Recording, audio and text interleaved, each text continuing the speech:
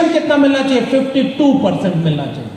लेकिन 50% की upper limit बना दी गई है सुप्रीम कोर्ट के द्वारा, क्योंकि तमिलनाडु वाला मामला था जहां 69% रिजर्वेशन था कि 50% से ज्यादा आरक्षण होगा नहीं। इसलिए ओबीसी को मंडल कमीशन में लिखा हुआ है कि मजबूरी में हम 27% आरक्षण को रिकमेंड करते हैं, लेकिन अगर ओबीसी को न्याय तब तक नहीं मिलेगा जब तक 52% को 52% आरक्षण नहीं मिलेगा। बताइए इस बात को क्यों नहीं आप उठाते? आरक्षण की सीमा बढ़ाओ। अब एक दूसरा पॉइंट सुनिए, ईडब्ल्यूएस आरक्षण आया, कोई आंदोलन नहीं हुआ उसके लिए, बिन मांगे मिल गया। 15% आबादी है कि 52% है पता ही नहीं, और रिजर्वेशन कितना दे दिया? 10%। सोचिए कहां से दिया भाई, आंकड़े कहां से? और ओबीसी वाले कह रहे हमको गिन तो लो एक बार। बकरी गिन लेते हो, पेड़ पौधे गिन लेते हो, और सब कुछ गिन लिए, वो इंसान गिनते नहीं। दो लोग नहीं गिन रहे हैं, एक ओबीसी को नहीं गिन रहे हैं और एक अपर कास्ट के लोगों को नहीं गिन रहे हैं, क्योंकि झोल तो यही है। सबसे ज्यादा आबादी किसकी? ओबीसी की।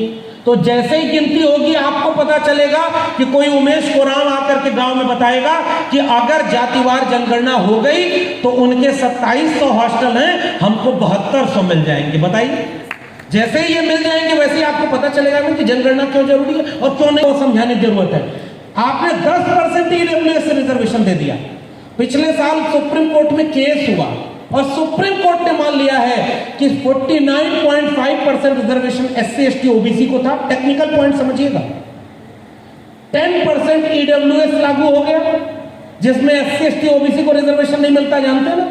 इसलिए ईडब्ल्यूएस केवल सवर्णों का आरक्षण है, ये बात कहने में कोई गुरेज तो नहीं, क्योंकि सुप्रीम कोर्ट के 2 जजेस ने कहा कि उसमें एससी एसटी ओबीसी को भी होना चाहिए। उन्होंने कहा नहीं, उसमें तो गरीब होते ही नहीं, सब जो है क्रीमी लेयर हो गए। आजकल क्रीमी लेयर सब देख रहे हैं, क्रीम बनी ही नहीं, पता नहीं कहां से लेयर खोज रहे हैं उसने। क्रीम बनी है क्या? पानी मामले में उसी आरक्षण लागू होने के 2 साल बाद हुआ कि ओबीसी के ऊपर क्रीमी लेयर थोप दिया गया। हमारे समाज के कुछ लोगों को हमसे दूर कर दिया गया, केवल इसलिए कि जो पढ़ लिख करके जागरूक होता ना, वही तो अपने समाज को जागरूक करने की लड़ाई लड़ता। यहां जागरूक लोग बैठे हुए हैं ना। इस समय ओबीसी के तमाम लोग दिन भर मेहनत किए होंगे, तब शाम को चूल्हा जला होगा, तब उनके घर में पेट में रोटी आई होगी, अगले दिन सुबह उठेंगे, फिर से कुआं खोदने जाएंगे, फिर से पानी निकालेंगे, शाम को पानी पिएंगे, फिर सो जाएंगे। बताओ, ओबीसी के लिए लड़ने के लिए उनके पास मौका है क्या? उनके पास शिक्षा पहुंची, जिसके पास रोजगार पहुंचा वही तो अपने समाज को पे बैक टू सोसाइटी के लिए लड़ेगा। और उसी को क्रीमी लेयर में डाल दो तो फिर वो आपकी क्यों लड़ेगा? क्योंकि उसके बच्चे को तो रिजर्वेशन मिलेगा। समझ गए कि नहीं? क्रीमी लेयर का सारा झोल इसलिए लाया गया क्योंकि आपको अपने समाज से तोड़ कर दिया जाए और दुश्मन बना दिया जाए। आजकल तो कहा जा रहा है एससी और एसटी में भी क्रीमी लेयर आ गया। सुप्रीम कोर्ट का जज, पिताजी भी जज, बेटा भी जज। कल को कोई पैदा होगा तो बधाई देने वाला आएगा, कहेगा बधाई हो, आपके यहाँ जज पैदा हुआ है। वहां क्रीम नहीं दिखती है, और यहाँ पहली पीढ़ी के लोग अभी व्यवस्थित रूप से आए भी नहीं, और तुमने यहाँ क्रीमी लेयर लगा दी। बहुत आरक्षण दे दिया है आपने। तो बताओ, रिजर्वेशन की लिमिट 60% हो गई कि नहीं? 50% का कैप टूट गया कि नहीं? ये सुप्रीम कोर्ट माना। तो बताओ, 52% आबादी को 52% आरक्षण मिलना चाहिए कि नहीं मिलना चाहिए? जोर से बोले, मिलना चाहिए कि नहीं मिलना चाहिए? तो जो भी लोग ओबीसी आरक्षण मांग रहे हैं उनको पहली मांग क्या करनी चाहिए कि ओबीसी का आरक्षण बढ़ा के 52% करो। बताओ सही कि गलत? सही। आरक्षण के दायरा तो बढ़ाओ।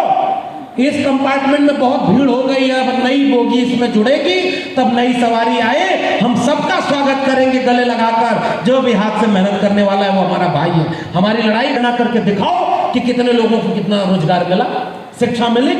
इसलिए मैं बधाई दे रहा हूं, बार बार बधाई दे रहा हूं। और इसीलिए मैं दिल्ली के सारे कार्यक्रम छोड़ करके, हेमंत जी यहाँ बैठे हुए हैं और अनिल भाई हैं, उन्होंने जब कहा कि हमें यहाँ आपको बुलाना चाहते हैं, पहले नहीं आ पाया था 1-2 बार, अब वह वनी में आया, मंडल रथ निकाल करके, जाति जनगणना जनजागृति रथ निकाल करके आप गांव-गांव जो चेतना फैला रहे हैं साहब, मैं उससे आपसे हिम्मत लेने यहाँ आया हूं कि आप बहुत शानदार काम कर रहे हैं। और आप लोग एक बार जोरदार ताली बजा करके इस पूरे अभियान के हिम्मत लीजिए और मदद करिए, क्योंकि अगर हमारी आबादी इतनी है तो हमारे लोग कहाँ हैं?